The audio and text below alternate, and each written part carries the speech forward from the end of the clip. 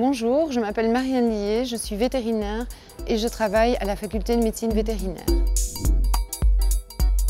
Alors on va choisir l'alimentation de son animal de compagnie, chien ou chat, en fonction de ses besoins. Or, ces besoins vont évoluer fortement au cours de la vie, à partir du sevrage jusqu'au vieillissement, donc ce qu'on appelle l'animal senior. Et par exemple, la croissance est une période particulièrement délicate. Par conséquent, on utilisera des aliments qui sont tout à fait adaptés à la période de croissance. Et quand on prend l'animal vieillissant, on a aussi des besoins plus spécifiques qui peuvent être soit liés à des maladies, soit à une réduction de l'activité au cours du temps. Donc c'est vraiment en fonction des besoins du cycle de la vie, mais également de l'activité qu'on choisit l'alimentation qui est le plus adaptée et on la distribuera en quantité limitée. C'est-à-dire qu'on va pratiquer un rationnement alimentaire de sorte que l'animal ne développe pas de pathologie, d'excès alimentaire et par la suite d'obésité. Malheureusement, oui, il existe des modes alimentaires et une des plus récentes est ce qu'on appelle le BARF, qui consiste à nourrir son animal de compagnie, de nouveau chien ou chat, à base d'eau charnue.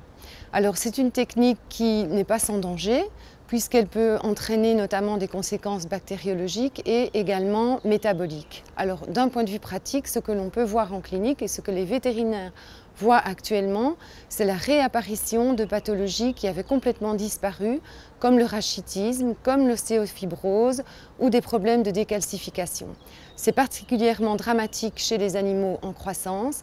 Ce n'est pas le BARF en soi qui est en cause, mais c'est plutôt la mauvaise interprétation qu'en font les propriétaires qui, par choix, après quelque temps, donnent uniquement de la viande comme seule alimentation.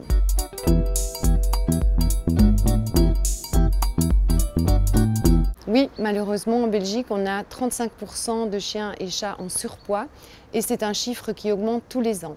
Les causes en sont diverses. On a des prédispositions raciales, mais aussi d'autres facteurs comme les pratiques alimentaires au niveau des propriétaires, à savoir le fait de donner une alimentation à volonté, une alimentation peu adaptée aux besoins, également les friandises, les restes de table. En réalité, il faut rationner pour éviter le problème.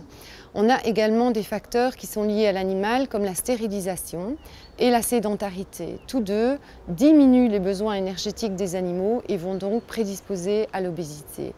D'un point de vue médical, les animaux obèses présentent divers problèmes comme une intolérance à l'effort, l'obésité va aggraver une pathologie cardiaque, l'obésité est également un gros problème au niveau de la mobilité de l'animal puisque l'obésité aggrave la pathologie orthopédique et donc on a une grande comorbidité qui est associée à l'obésité. Au total, on peut avoir une réduction de 2 ans de la longévité. Donc c'est important de consulter son vétérinaire chaque année, de noter le poids, de bien peser son animal régulièrement et donc d'adapter l'alimentation au cours du cycle de la vie.